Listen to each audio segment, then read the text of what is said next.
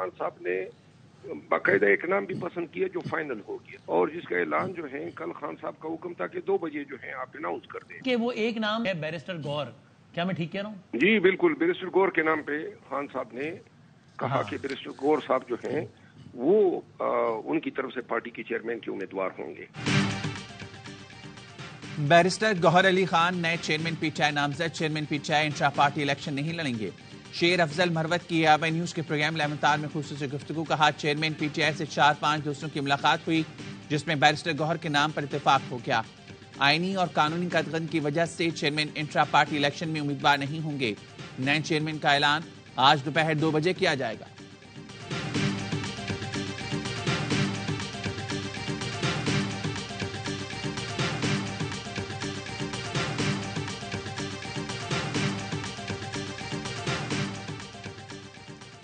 Pakistan Peoples party کے chairman Bilawal Bhutto Zardari Dubai سے کراچی واپس آ گئے.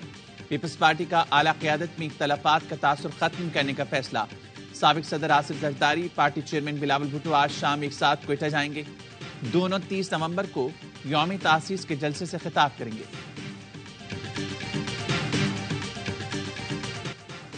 Army chief general Syed Asim Munir کا 1 سال بے مثال دہشت گردی کا مشن ترین چیلنج. آرمی چیف کی ولولہ انگیز قیادت نے زبانوں میں نئی روح پھونک دی. ملٹری ڈپلومیسی دوست ملکوں کی خیر سگالی دورے کی بگڑتی معیشت کو ڈوبنے سے بچایا. اسپیشل انویسٹمنٹ فیسیلیٹیشن کونسل کا قیام عمل میں آیا. متحدہ عرب امارات سعودی عرب چین سے بڑی سرمایہ کاری کا اعلان ہوا. معدنیات زراعت آئی ٹی توانائی کے مختلف منصوبوں کا جال پھیلا دیا. ڈالر اور پیٹرول کی بڑھتی قیمتوں کو لگام ڈالی. اسٹاک مارکیٹ کی اٹھان اسمگلرز کے خلاف ڈنڈا اٹھایا. ڈالر اور ایرانی تیل کی اسمگلنگ اور ذخیرہ اندوزی کے خلاف ملک گیر کریک ڈاؤن شروع کروایا. اندرونی اور بیرونی خطرات اسمگلنگ یا پھر معیشت کی بحالی کا کڑا چیلنج. جنرل عاصم منیر نے عوام اور ملک کی قیادت کو ایک پیش پر لا کر وطن کا دفاع ناقابل تسخیر بنایا.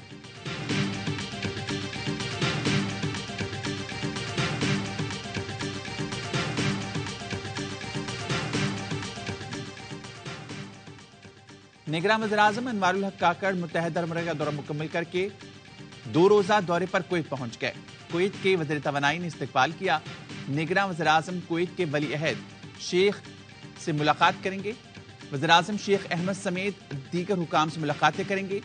دونوں ملکوں کے درمیان اقتصادی اور معاشی تعاون کے نئے دور کا آغاز ہوگا.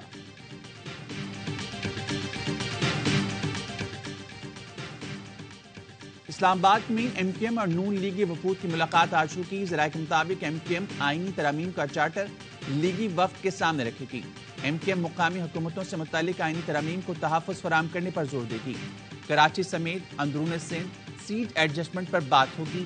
ایم کیو ایم کراچی کی روایتی 18 نشستوں کے علاوہ دیگر پر ایڈجسٹمنٹ کے لیے بات کرے گی.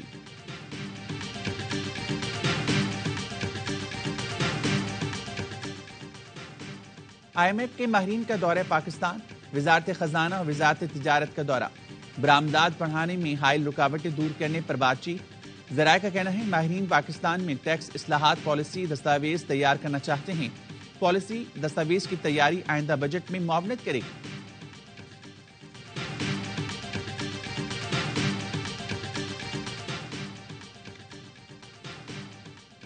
او آئی سی سی آئی نے بزنس کانفیڈنس انڈیکس سروے کے نتائج جاری کر دیے. سروے میں پاکستان میں کاروباری اعتماد میں ایک امید افزا اضافہ دیکھا گیا. بزنس کانفیڈنس انڈیکس سروے 24 میں گزشتہ سروے کے 23 کے مقابلے میں مجموعی طور پر 7% بہتری آئی. ملک میں کاروباری اعتماد -18% ہے جو گزشتہ سروے میں -25% تھا.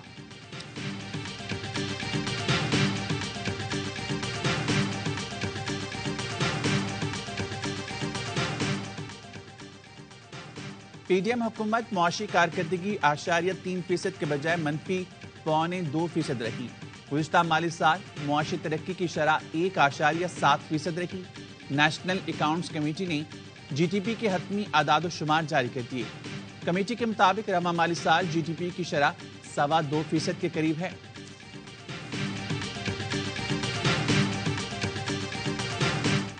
اکتوبر کے اقدام کو اسی عدالت نے راستہ دیا.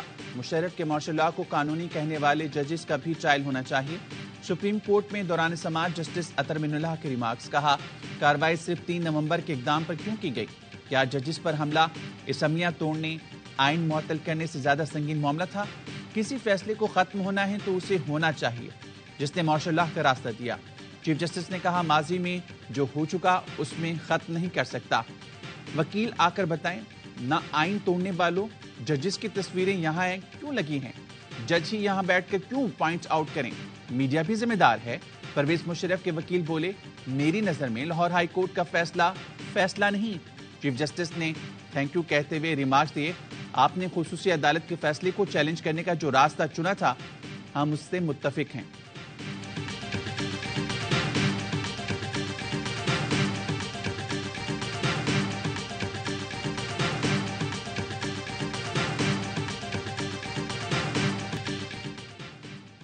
اسلام آباد میں افغان سفارت خانے کے نمائندے کی وزارت خارجہ طلبی۔ ذرائع نے بتایا پاکستان نے 26 نومبر کو بنوں میں افغان شہری کے خودکش حملے پر احتجاج ریکارڈ کرایا۔ بنوں میں فورسز کے قافلے پر حملے کی حافظ گل بہادر گروپ نے ذمہ داری قبول کی۔ پاکستان نے بنوں حملے کے مرتکب افراد اور منصوبہ سازوں کے خلاف کارروائی کا مطالبہ کیا۔ پاکستان نے دہشت گردوں اور ان کی پناہ گاہوں کے خلاف کارروائیوں پر زور دیا۔ پاکستان کے خلاف دہشت گردی کے لیے افغان سرزمین کے استعمال کو روکنے اور حافظ گل بہادر کو پکڑ کر پاکستان کے حوالے کرنے کا مطالبہ کیا۔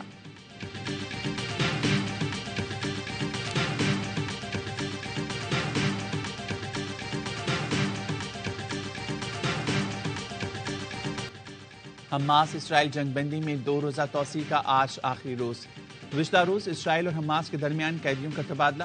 حماس نے 10 اسرائیلی اور 2 تھائی یرغمالیوں اور اسرائیل نے 30 فلسطینی قیدیوں کو رہا کیا۔ اسرائیل کی دوغلی پالیسی برقرار، غزہ کے اتنے قیدی چھوڑے نہیں جتنے مغربی کنارے میں گرفتار کر لیے۔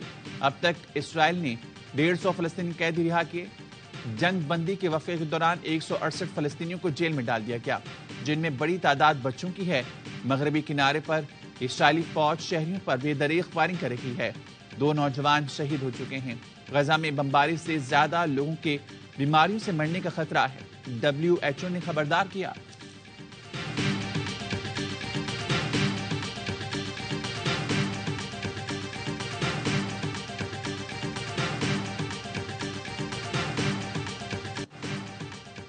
بڑی سیاسی جماعتوں کا مسئلہ عوام نہیں کرسی ہے۔ غریبوں کے لیے الگ اور امیروں کے لیے الگ پاکستان ہے۔ 4 باریاں لینے کے بعد انہوں نے قوم کے لیے کچھ نہیں کیا۔ 3.25 کروڑ بچے تعلیم سے محروم ہیں۔ کیا پاکستان صرف جاگیرداروں اور لینڈ مافیا کے لیے ہے؟ عوام اب درست نمائندوں کا انتخاب کریں۔ امیر جماعت اسلامی سراج الحق کا سکھر میں کنونشن سے خطاب، کہا مقتول صحافی جان محمد مہر کے ورثاء کو آج تک انصاف نہیں ملا۔ پیپلز پارٹی اور نون لیگ فلسطینیوں کے قتل عام پر بھی خاموش ہے۔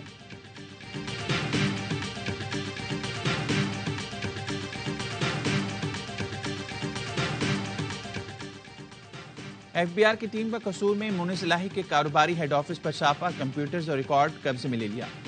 سابق وزیر کی لیگل ٹیم کا ایف بی آر سے عدالتی حکم دکھانے کا مطالبہ۔ آمدن سے زائد اثاثوں پر نیب نے پی ٹی آئی رہنما علی امین گنڈا پور کو ایک اور نوٹس جاری کر دیا، 30 نومبر کو طلب۔ کہ الیکٹرک کا عبوری لائسنس جنوری میں ختم ہو جائے گا۔ زیادہ تر شراکت داروں نے ڈسٹریبیوشن لائسنس کی تجدید کی مخالفت کی ہے۔ نیپرا کا انکشاف، کراچی کے 70% فیڈرز لوڈ شیڈنگ فری ہیں۔ کہ الیکٹرک حکام کا دعویٰ، کراچی چیمبر آف کامرس کا شہر میں 1 سے زیادہ کمپنیز کو لائسنس دینے کا مطالبہ۔ نیپرا نے سماعت کے بعد فیصلہ محفوظ کر لیا۔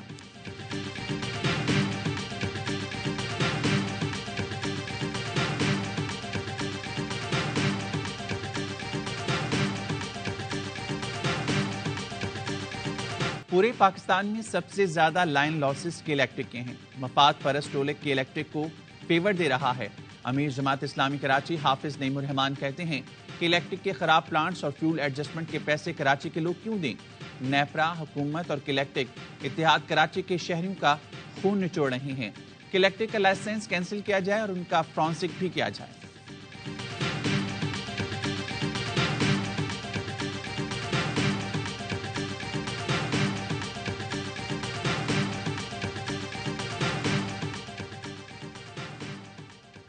رواں سال کی آخری قومی انسداد پولیو مہم کا تیسرا دن، ملک بھر میں پولیو مہم 3 دسمبر تک جاری رہے گی۔ 4 करोड़ 43 लाख से ज्यादा बच्चों को पोलियो से बचाव के कतरे पिलाने का हदफ।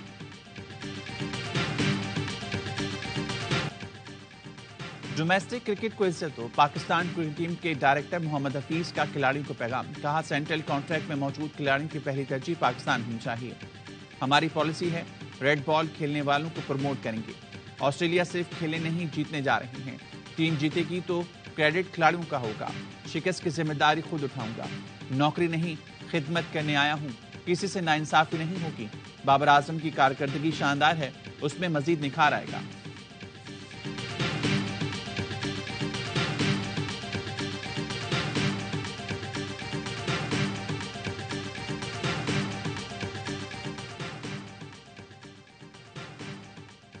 ऑस्ट्रेलिया के खिलाफ test series, Pakistan cricket team के ट्रेनिंग कैंप का लाहौर में दूसरा मरहला खत्म। कौमी स्क्वाड की नेशनल क्रिकेट एकेडमी में भरपूर मशकें, फील्डिंग, बॉलिंग और बैटिंग की प्रैक्टिस। पाकिस्तान और ऑस्ट्रेलिया के दरमियान पहला टेस्ट 14 दिसंबर से पर्थ में खेला जाएगा।